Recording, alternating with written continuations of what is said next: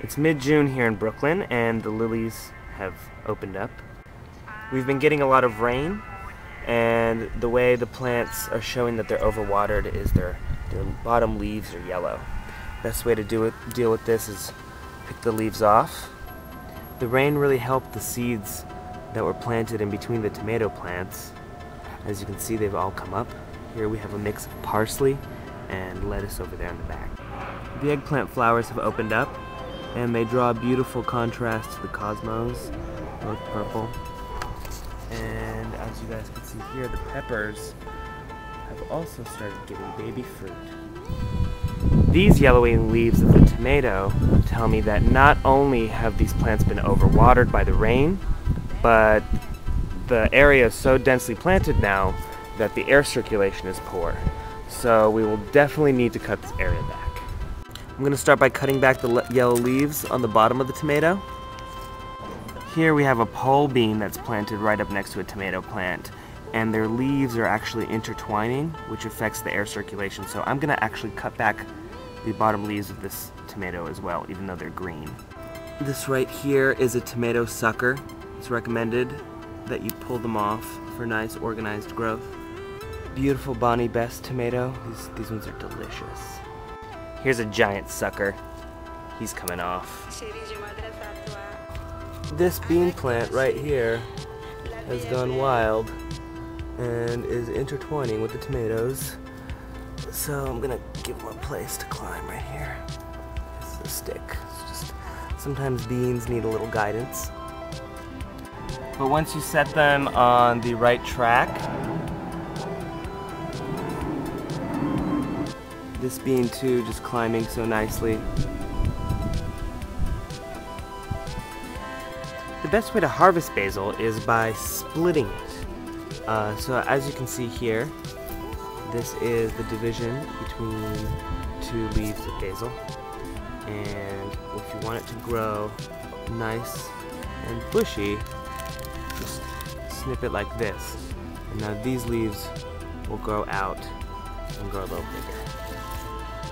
Here we have the three sisters: corn, beans, squash, and their kissing cousin, nasturtium.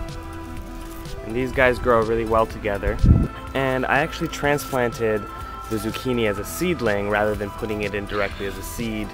And as you can see, the leaves have kind of taken over the bed and are shading some of the corn and beans. So I'm going to spend some time cutting those back as well. You can see even if you bend the zucchini leaves, they're still intact because this leaf is actually pretty healthy, but I actually stomped on its stem earlier to keep its growth habit down. So that's another possibility. What you can do with zucchini is you could, to keep them from taking over so much space, you can just kind of bend the leaves. Their leaves sort of droop on the sides. This is fine to do. Now all the corn and the beans and the nasturtium in between and the cosmos will have more sunlight space to fill in. And here's another nice zucchini flower, and it actually doesn't have a zucchini on it, so that's a perfect one to snip off. Stuffed with goat cheese, and then steam a little bit. It's delicious. Carrots and leeks, great companion plants together. They confuse each other's pests. These carrots need a thinning, same concept, cutting back the garden, giving room. Is I make sure I have a good grasp of a root, and I pull, trying not to affect the other ones around. Oh look, there's also radishes that are ready. I'm gonna pull some of these out for a salad. So in my garden, every thinning turns into a harvest.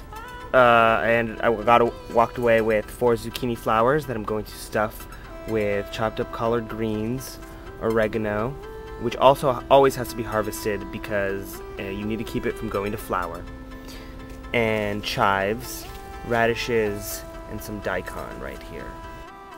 Here we are 20 minutes later, ready to enjoy my afternoon snack. Yum.